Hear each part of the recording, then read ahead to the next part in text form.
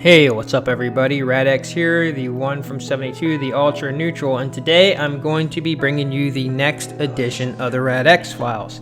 We're going to be taking a look today at the rise of the minority voice in the year 1972. Before we get started, there are two movies that came out that were documentaries that were very groundbreaking, very important movies that were shedding the light on the crimes that was happening to Asians as well as Asian Americans. The first one is the movie that came out, the documentary that was released in the year 1972. It was called Guilt by Reason of Race. That sheds light on the crimes against the Japanese Americans that happened during the World War II. The executive order to do it was signed by the President of the United States, Franklin D. Roosevelt. The leaders of the nation were the prosecutors, the jury, and judges in a significant American trial. The American Legion wanted the Japanese Americans moved. So did many labor unions, chambers of commerce, agricultural groups, and notably, the native sons of the Golden West. At that time, it was a fraternal order open only to white people born in California. The pressure was sufficient. The order to move was posted March 24th, 1942. It was a safety measure that was taken. And at the time, I think it was good because of the way the Japanese had acted. In other words, they gave us reason to doubt their sincerity and their fairness. Even in war, there's fairness. Well, why do you think they were treated that way, for instance, and the Italians and Germans were not, who were also our enemies at the time? Because they proved to be good citizens of the United States. The German people, you couldn't beat the Germans. You couldn't beat any of them, excepting the Japs. But the Japanese had not proved this, you feel? No, they didn't prove that to us. Well, what could they have done differently than they did? I mean, what basis was there for feeling that they were disloyal? Only the conduct of the Jap himself. Or they could leave permanently to go into the army. No one had to. The young men were classified 4C, enemy aliens, and were not drafted. But 25,000 of them enlisted. Like all the other kinds of Americans, many of them died proving their loyalty. It was called Guilty by Reason of Race. So yeah, I would suggest go watch that. The other one I've already done a video on, and that is The Winter Soldier. That documentary came out in 1972.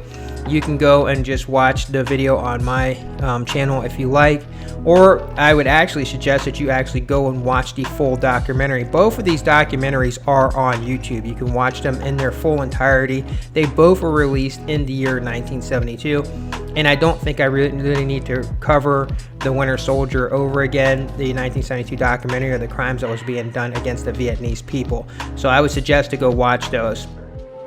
And then they took that out and they used a tree limb, and then she was shot.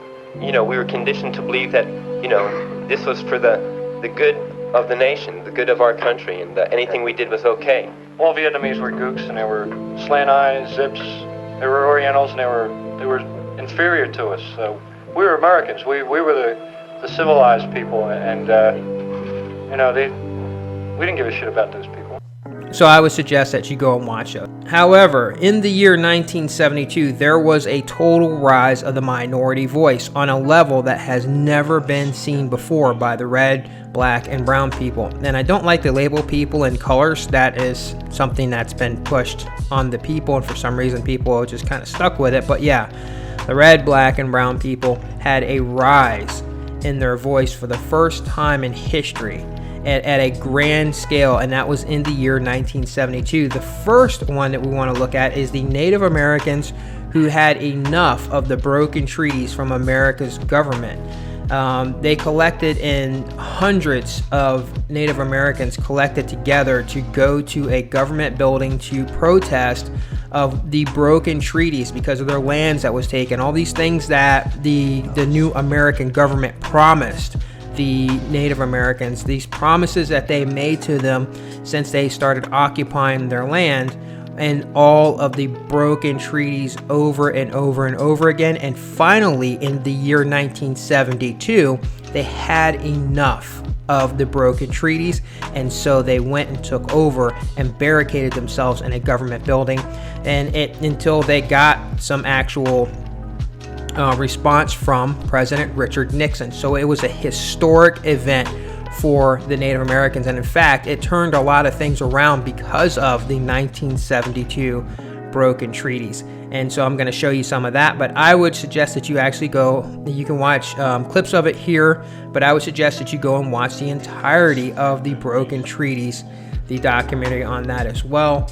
The other thing, Mexican Americans who started to create their own political party and condemned the Republican and Democratic Party. So they were sick of being used as tools for the Chicano vote for the Republican Democratic Party. So they actually collected together for the first time in history, and they had a voice that they were really pushing in the year 1972. And there was like major things that happened for them as far as government-wise in that year in 1972, because they actually were able to sustain some credible votes, and some really miraculous things came out of that.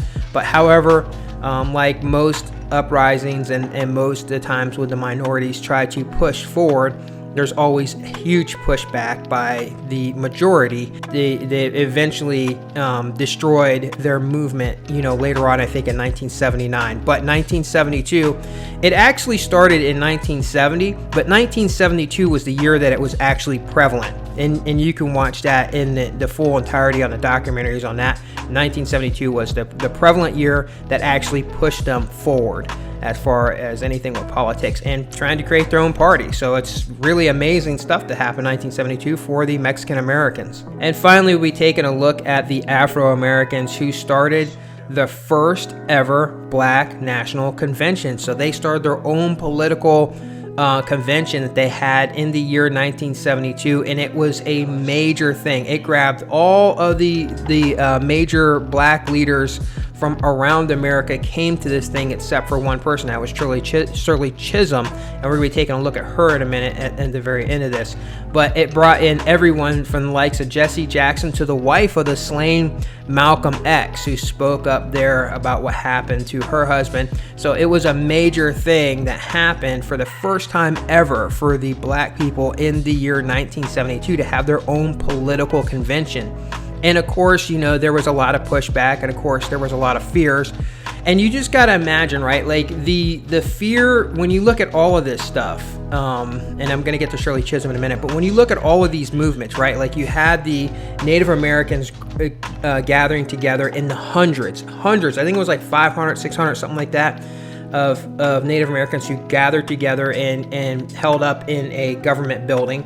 And then you look at I don't know how many Mexican Americans showed up at their political the rallies that they had going on trying to get a political party, but it had to have been in the hundreds because there was a lot of people there. In fact, they had the most. That was the most collective, I think, that the Mexican Americans have ever achieved, was in the year 1972 when they were trying to actually start their own political party.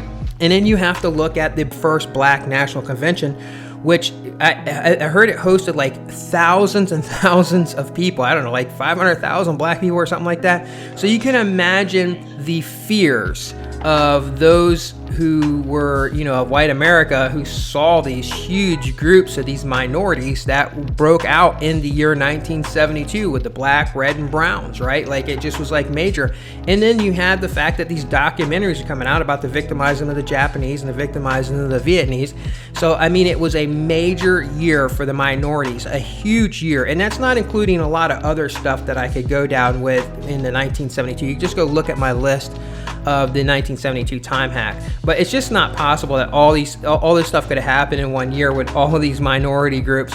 And then last, you have to look at the fact that the first Black woman to run for president was Shirley Chisholm. That is the head of that. That's going for the gusto. That's going to run America, right? Like, she was the first black woman to ever run for president, and that was in the year of 1972. So when you had all these other political parties, minority parties that was these political things that were going on with the Native Americans, the Mexican Americans, and the African or Afro Americans, you also had a black woman who was running for president. Like, it's mind-blowing that all could have possibly happened in 1 year, which I don't believe, because I truly believe that the time has been hacked. But however, here it is. It's all laid out for you.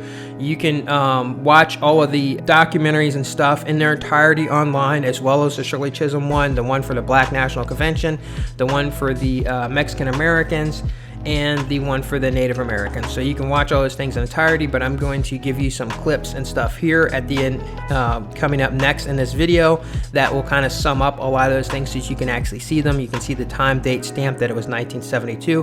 And with that, enjoy the rest of the time that you have left.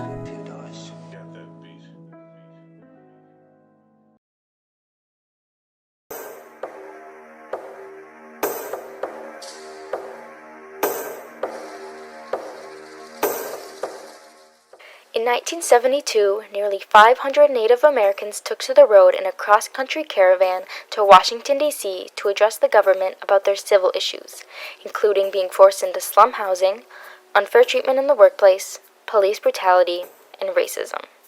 This caravan and subsequent protest were called the Trail of Broken Treaties.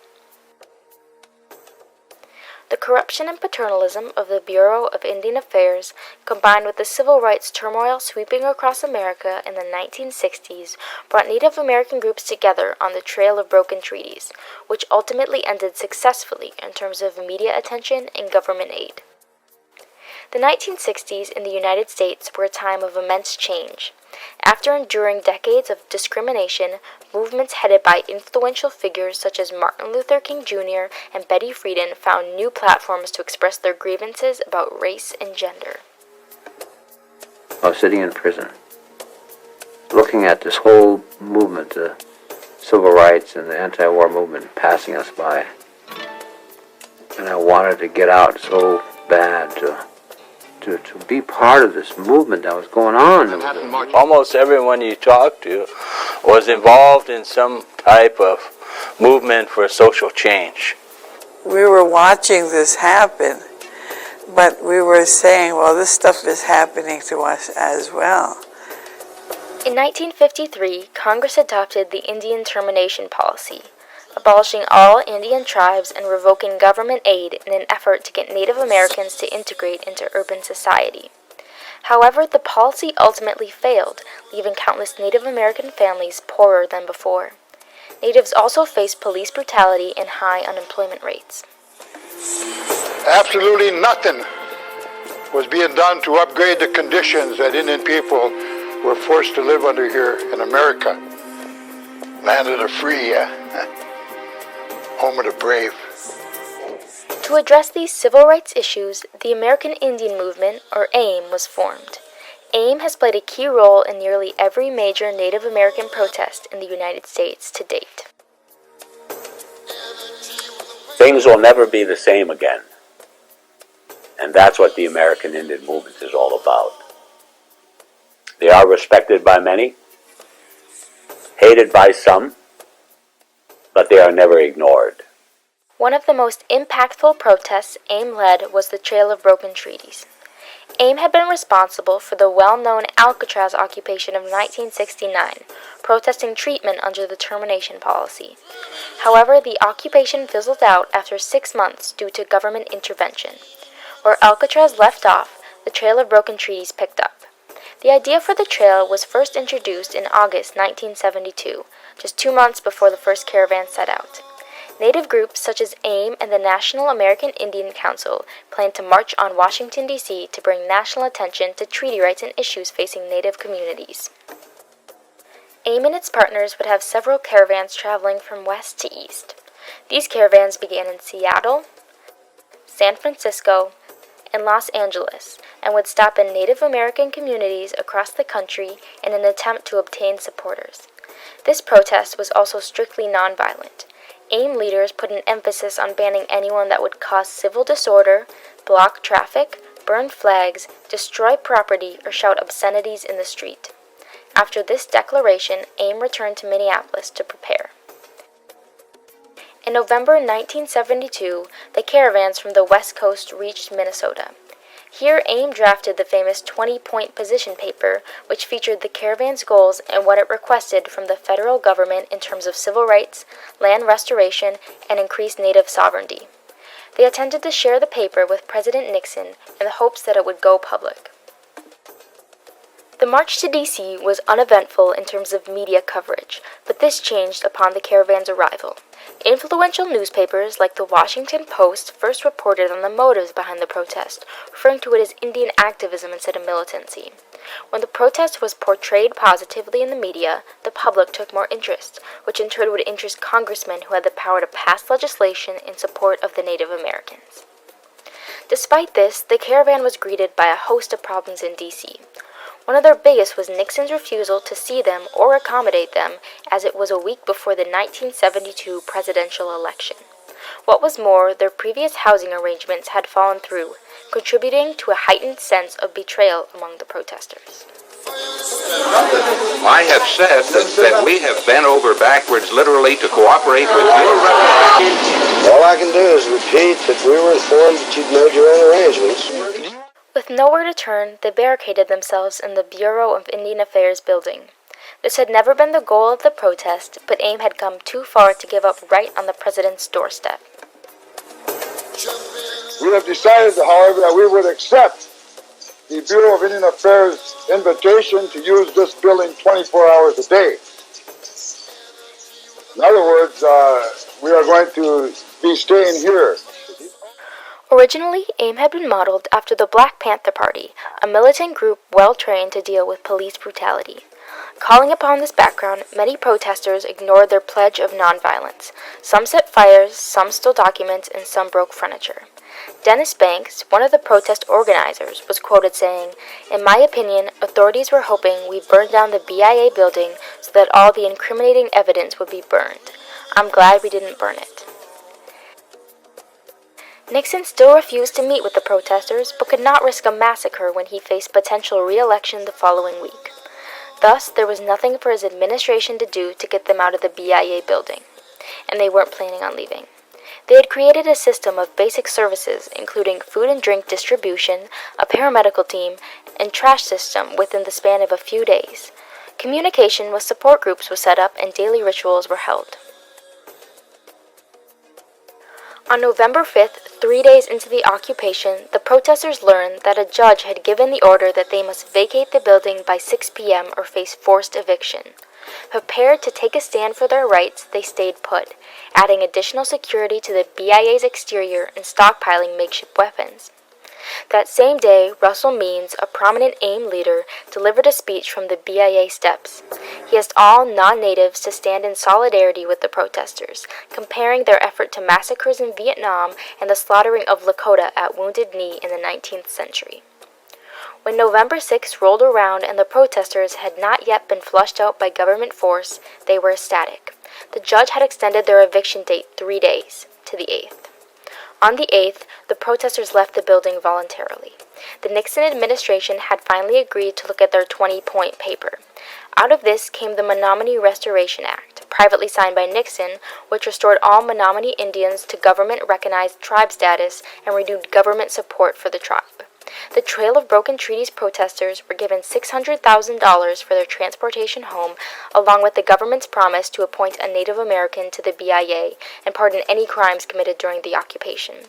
But when the protesters left the capital, the federal government broke part of that promise. The leaders of the occupation were not granted immunity, and some were put on trial for the vandalism and assault of the BIA.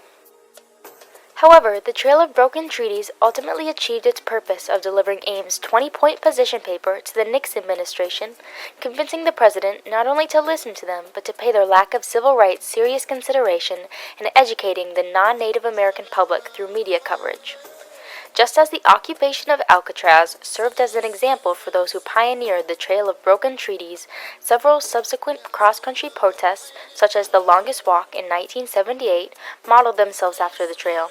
The Longest Walk would go on to protest the backlash against Indian treaty rights within Congress, ultimately ending successfully, as the trail did, in terms of media attention and government concessions. Since 1972, Native Americans have utilized methods of unconventional political participation reminiscent of the Trail of Broken Treaties. Whether it be protesting the use of indigenous symbols as a sports team's mascot or pushing back against pipelines built on native land, in other words, taking a stand whenever required, continuing the pursuit of cultural preservation and basic tribal rights.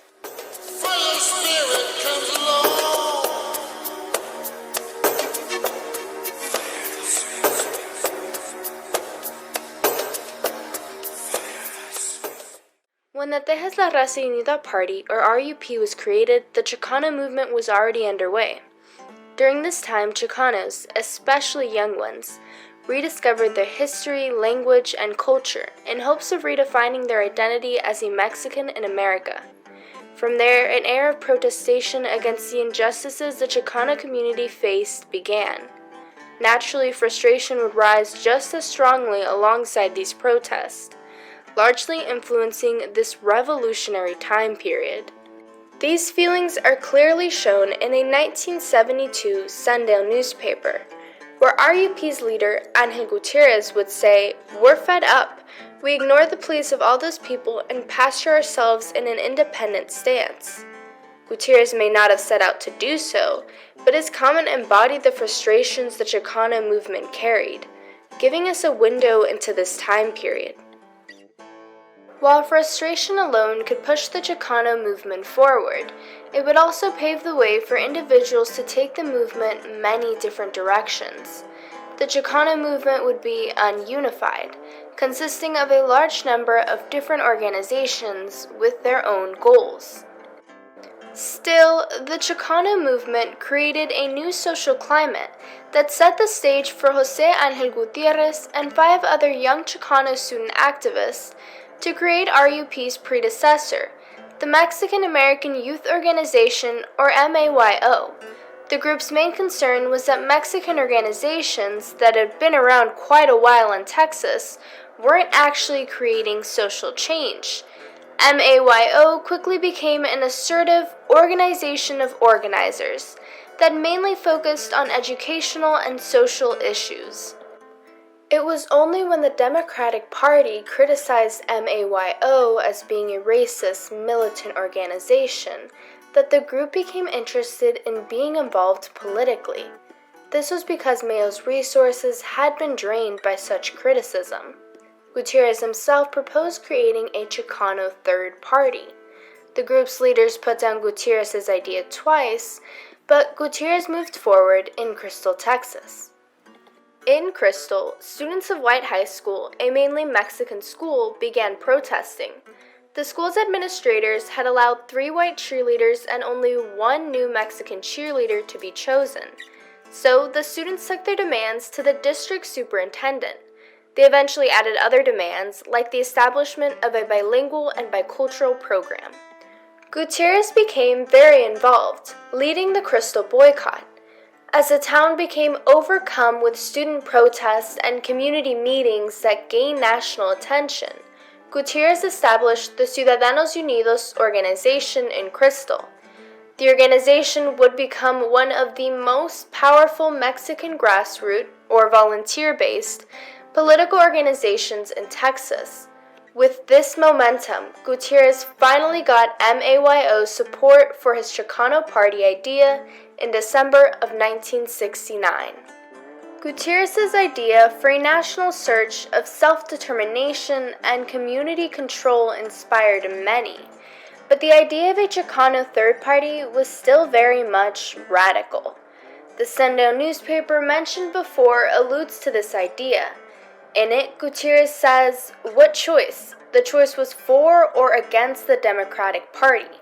In other words, the two-party system simply had too much power. But why?" For one, RUP could only get minimal and often negative news coverage in the media. Most of the print and electronic media were owned by white people who preferred the two major parties. In terms of financing, the Federal Election Campaign Act provided public funding for the two major parties and very rarely eligible third parties. So the RUP depended on time-draining community events to raise campaign funds.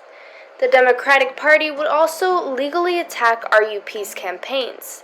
Perhaps most importantly, since the Great Depression, the Democratic Party was presented as the party of the poor, and the Republican Party the party of the rich. With the limited choices that had been presented to them, Mexican Americans were loyal to the Democratic Party. Despite all these setbacks, the La Raza United Party managed to be successful in Crystal, Texas, and its surrounding areas. As Gutierrez said in the previously mentioned Sundale newspaper, "We've been played with because of traditional leaders." Gutierrez had used the town people's frustrations to convince them that only by controlling Crystal's school board and city council would real change happen. The RUP was an alternative that many Mexicans began to favor over the Democratic Party, that only seemed to care for them during times of election. From there, by 1970, the county of Crystal and the surrounding counties of Cotulla, Carrizo Springs, and Hidalgo County ran candidates for county offices, school board, and city council. RUP ran its campaign through Gutierrez's Ciudadanos Unidos organization. A few weeks before the elections, the white people of these counties began to feel threatened, and a powerful legal battle followed. Effective strategies used included finding minor reasons for disqualification, selecting Mexican candidates that could easily be controlled to run as Democrats, labeling RUP candidates as unqualified, and presenting Gutierrez as a militant radical. These strategies are especially clear in the aforementioned Sundale newspaper, where prominent Mexican-American Democratic representatives, who were likely picked because of their potential influence on the Mexican community, accused Gutierrez of radicalism. These men would point to Gutierrez's aggressiveness and involvement with MAYO. However, considering the threat RUP was to the Democratic Party, perhaps this aggressiveness was simply passion, born of frustrations that had built up into the Chicano movement, MAYO, and now RUP, under a more united vision. Ultimately, RUP was able to claim victory in all counties except Hidalgo County. The most impressive changes happened in Crystal, Texas. Here, the party presented a united front, requiring absolute loyalty. This applied to Mexicans as well. With the party's ideals well established in Crystal, Mexicans would take almost every single high-ranking administrative position. Mexicans also established more businesses during this time. Considering the party initially gained momentum around education, the new school board pushed to ensure that all of the students' previous demands were met. For example, bilingual and bicultural education was now offered, and teachers and counselors were encouraged to use techniques that kept students engaged.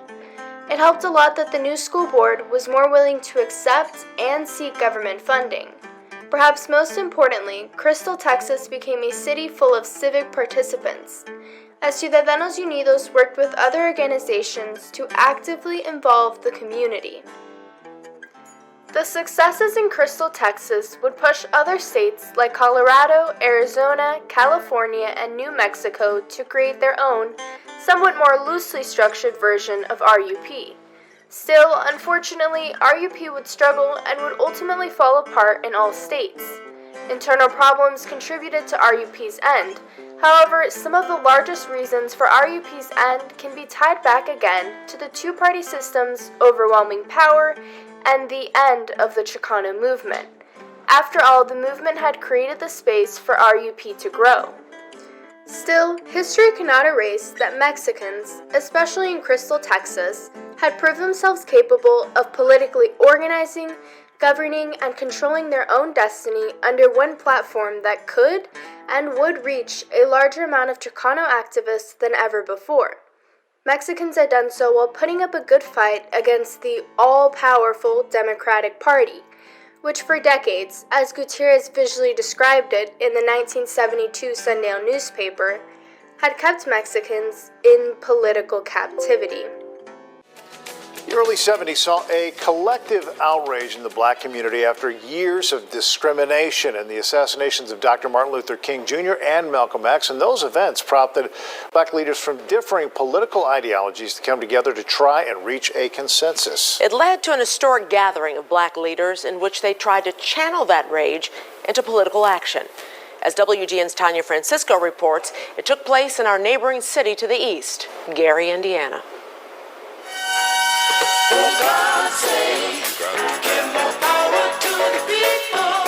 I remember that it was a lot of people at Westside. Westside High School in Gary, Indiana was the hub of the black universe in May of 1972. I remember the signs telling where people were from: Mississippi, Michigan, Indiana.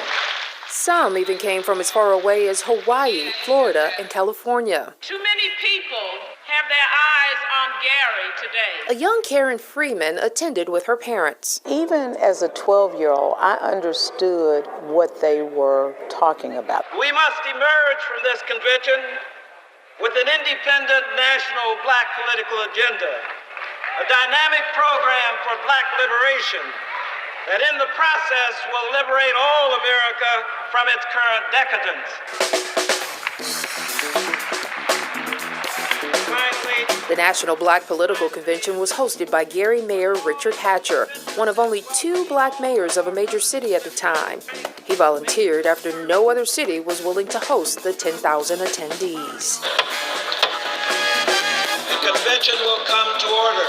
The convention was organized by poet and activist Imamu Amiri Baraka and Congressman Charles Diggs Jr., the leader of the newly formed Congressional Black Caucus. When we got there, it was just high energy.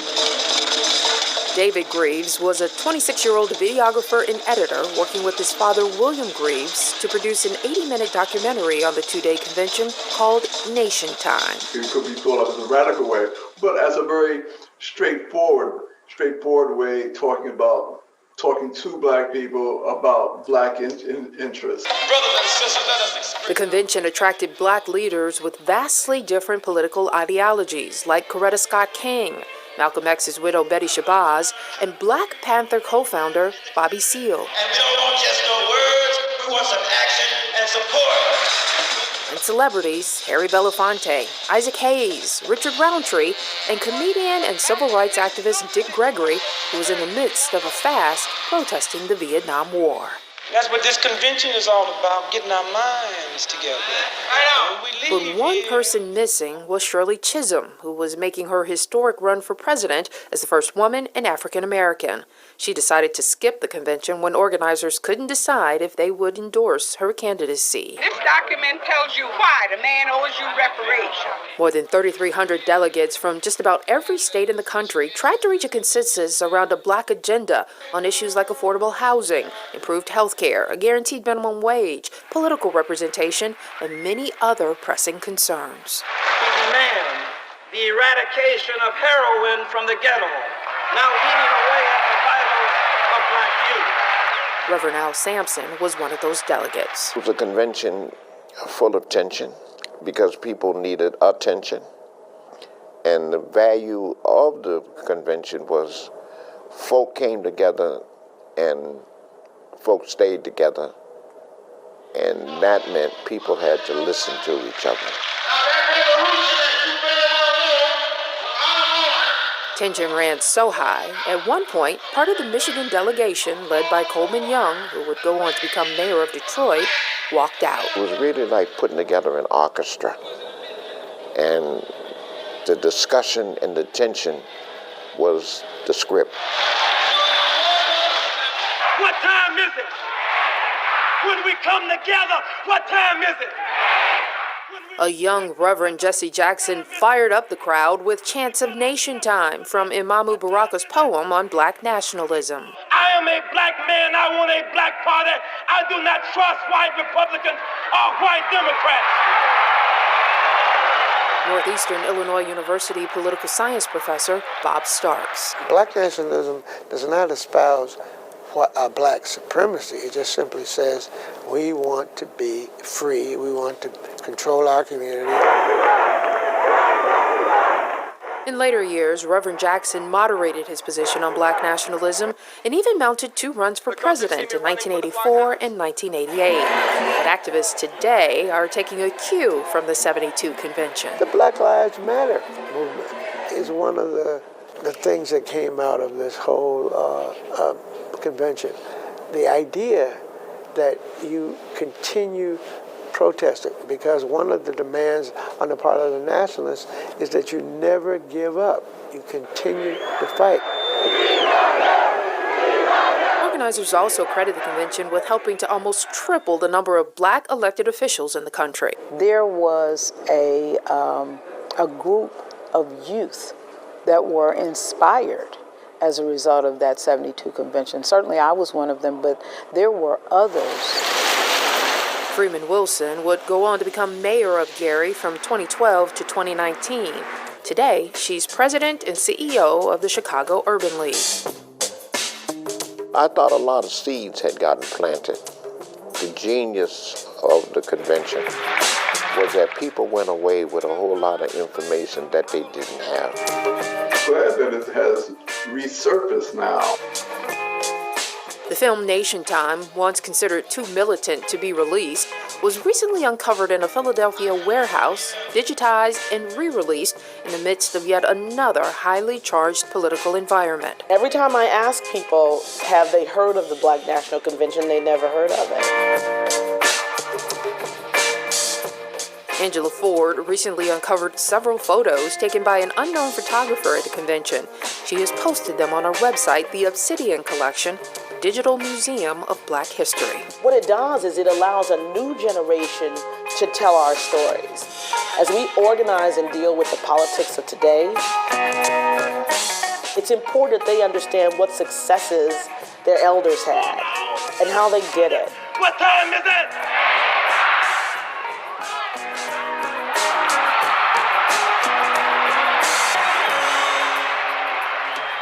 The convention adjourned without reaching a consensus, but a committee later published a 68-page national black agenda, which called for, among many things, more black representation in Congress.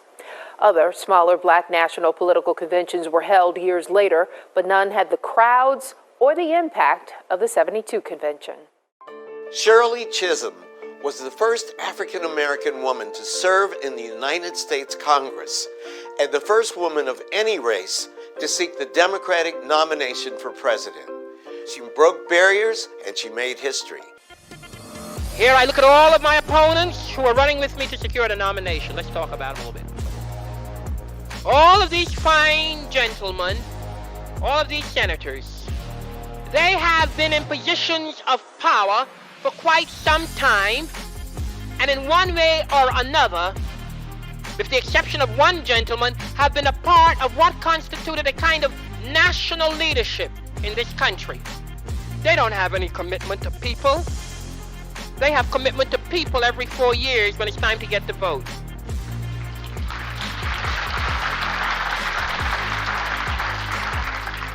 If they had a commitment to people and compassion and concern for the people in this country, why haven't they been able yet to do something about the Indians on the reservations of this country? Reservations where the land is barren and they cannot grow any kind of food to sustain and keep their bodies together. And yet this country belongs to the American Indian. And over 70% of the Indians on the reservations do not live to see the age of 40. Where have these voices been in terms of that?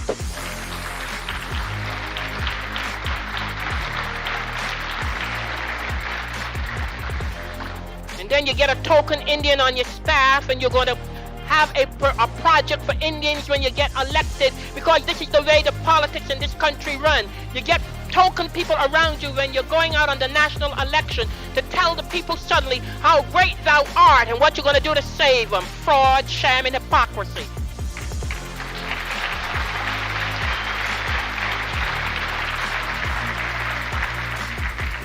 You take the Chicana people in the southwestern part of this country, in New Mexico and California and Texas, I've been visiting with them and watching them. These people working sometimes 14 and 15 hours a day to put the fruits and the vegetables on our table so that we can eat well. And at the end of a week, they don't even get a decent salary to keep their families together. Where have these senators been? And now they go and get the endorsement of certain big Chicanas. Well, that's the way it's done. I'm not going to get endorsements of big Chicanas, big blacks, and what have you, because I'm too gutsy.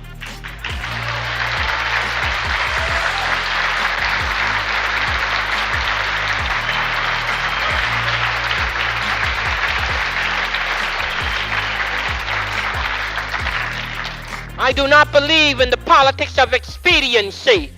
That is why our country finds itself in the condition that it now finds itself. Nothing but expedient politics. And every 4 years we come out of our cobweb political holes.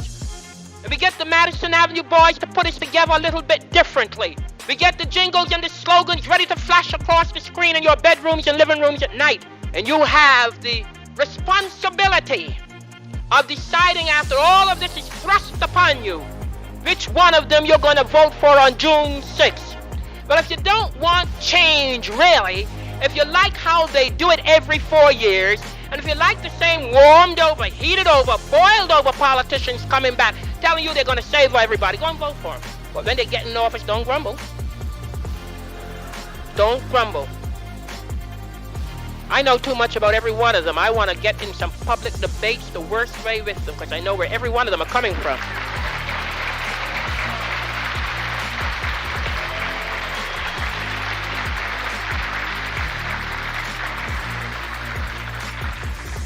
I'm sorry that I don't have a lot of money. One of them said if Shirley Chisholm had money, we would have to scurry for cover. You're darn right there would.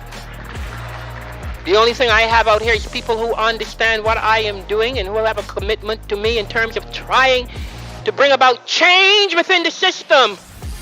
But of course, if you have a hang-up because I am black and you're racist, you know, you can't handle that because that tells something about the depths. If you have a hang-up, you're sexist because I'm a woman.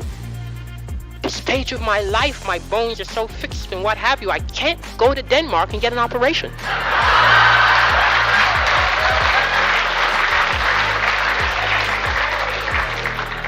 Where is this country therefore going to get the creativity and the intellectual capacity and new innovative ideas unless we do something about the whole system of electing a president? To have people running for the presidency that do not even have to be too bright mentally or intellectually, but have the money to have the accessibility and availability to speech writers and the boys putting them together and then having them come before you with the speech in front of them. God help them if they're outdoors and the wind blows that speech away. They can't even talk.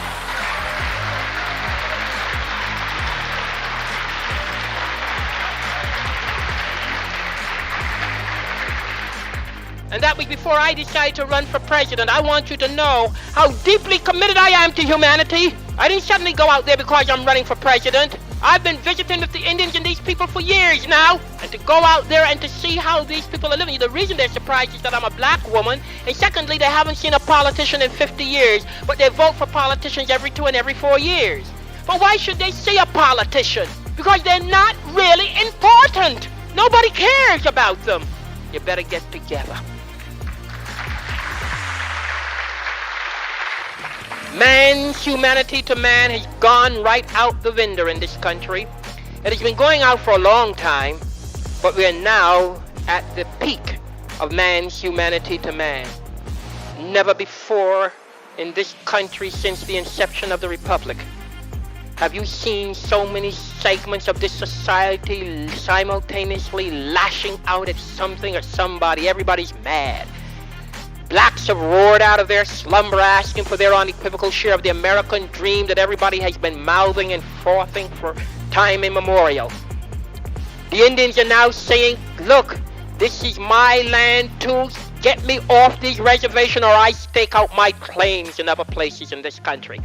The Chicanas are saying, look, don't come giving me any more rhetoric about the multifaceted society and democracy and what have you. Give me a wage that I can live and keep my family together. and the American people wanting out of this war. And look at you, just look at you, marching till you're crazy.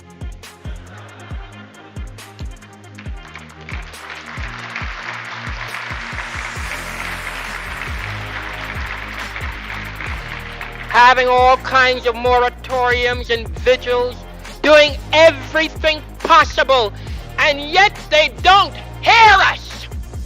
That they don't really have to listen to you, because you have not made politics important enough in your lives. Like the Swedes and the English and the Italians get all excited about their politics. You haven't made it important enough to begin to start doing something about it on the local level and on the state level, and pulling out all those congressmen who are constantly helping to give the authorizations and appropriations for the continuation of this Holocaust in Vietnam.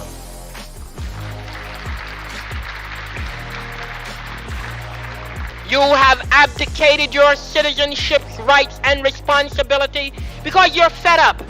You have said it's no use. I don't want to be bothered with the system. So therefore, by abdicating that, you get what you deserve. You have the power. You have the power to change it, let me tell you. And particularly you 18 to 21-year-olds now, don't go out here, for heaven's sakes, and just give your vote to somebody because he's a good Democrat, or he's handsome, or he talks nicely, or he'll do this and do it. Study the record. Study the record of these men for the past 8 years, if you will, to see if they have this commitment that they're all talking about, and you will find that they really don't have this commitment if you take time to study the record for 8 or 10 years. But what you do, you get caught up with how the jingles and the slogans are put together, and how the people's supporting certain candidates come into the community and open up all the storefronts and everything that goes with a regular political game. You get caught. You go along. If you go along, that's your business. Every man and woman in this country who can vote has a right to cast their ballot for the individual that they really believe will guide this ship of state in terms of the direction that it needs to be guided. And I can tell you fully well, without being modest about it at all, that if I were not black, and I were not a woman, and I was a white male, I would get much more attention in terms of what I'm doing in this country at this hour.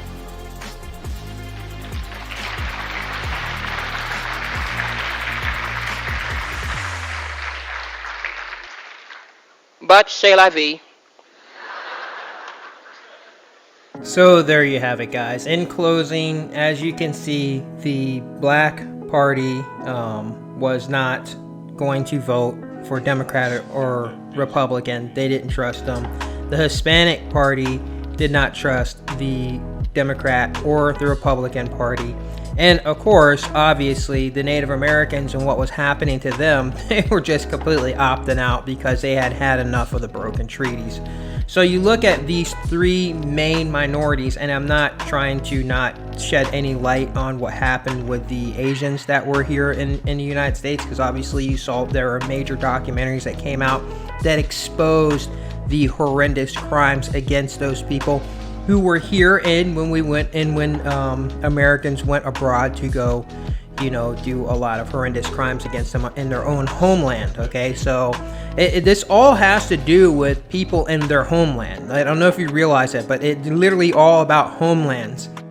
Many people think of the dividing line between the U.S. and Mexico as fixed, as something that's always been there. But 172 years ago, what we now consider the Southwest wasn't part of the U.S. at all. It was actually the northmost part of Mexico.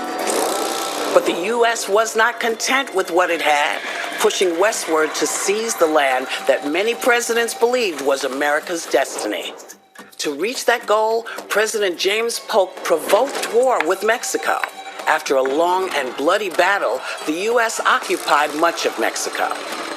The two countries decided to work up an agreement, and Mexico ceded half their country to the United States. This part is important.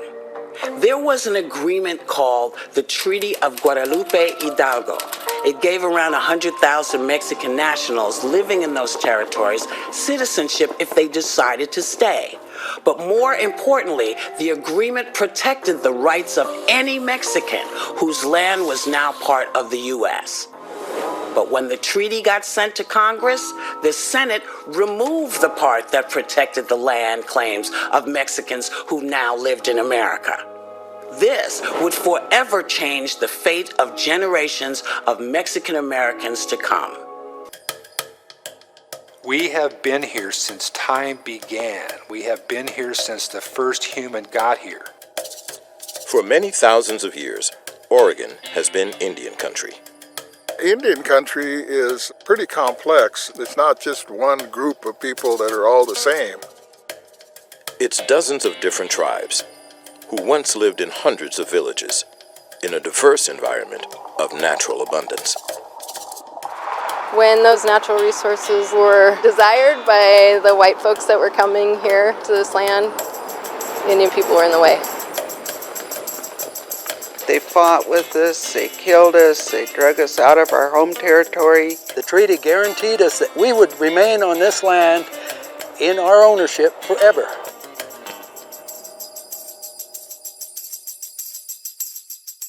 You know, because obviously Mexico, this was their, you know, part of this was their homeland, and the Native Americans, this was their homeland, and the Africans were brought here from their homeland to this place, you know. So, and it's all about this occupation stuff. But anyhow, this is not about white bashing or anything like that. It's showing that the massive amount of political movements that happened in 1972 were groundbreaking and changed the game ever since the year 1972, and it's never been any bigger. That was like the biggest movements for the, and I just don't believe that it's possible all those things could have happened literally in that year. Maybe one or two of those events, but there's just too much for it to just look at it like as this, oh, this is just coincidence that, you know, all these groups just decided to go and do these huge protests in that one year, which also leads to the biggest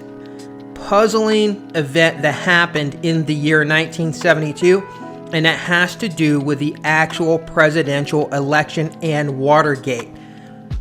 The fact that Richard Nixon was destroying McGovern, like you saw that there was no help for the Democratic Party at all.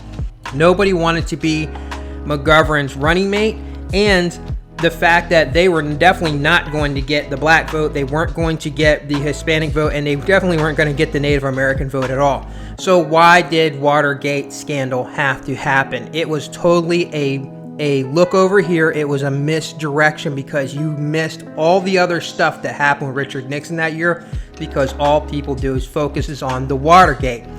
The other historic thing that you need to understand that happened in this year, 1972, because of these movements that you just witnessed, these movements that you just saw, the other historic thing that happened, McGovern was the only Democrat in the history of the United States to only get one state in an election.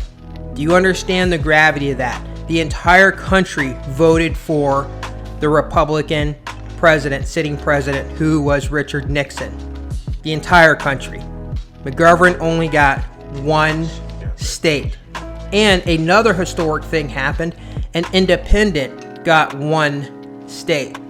The rest of the country went all red. So it makes you ask yourself once again, why did Watergate even have to happen? It didn't.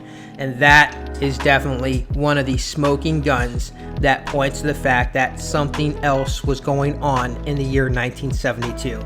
So I encourage you to go and watch all of this stuff, you know, in their entireties. Go look up all the things on these events, you know, the La Raza Unity, I think that's how you say it, for the Mexican movement. Go look up all the stuff on the broken treaties, because there's a lot of really good documentaries out there. And go watch a lot more on the Black National Convention, and look at the stuff that went on with Shirley Chisholm, because these things are just major. These are big. Like, it's just major events that happened, and most people don't even know about it. You know, so hopefully this opens your eyes for those of you who actually stuck around this long and watched all this. congrats to you, because you have an open mind. You didn't just shut it off, because I know that a lot of people who just don't want to hear anything about minorities, they literally just don't want to hear it. They see something that says minority or something that has to do with the minorities, and they shut it off and they walk away. And that has been one of the biggest downfalls of those who are guided by ignorance, because it will become their undoing in the long run.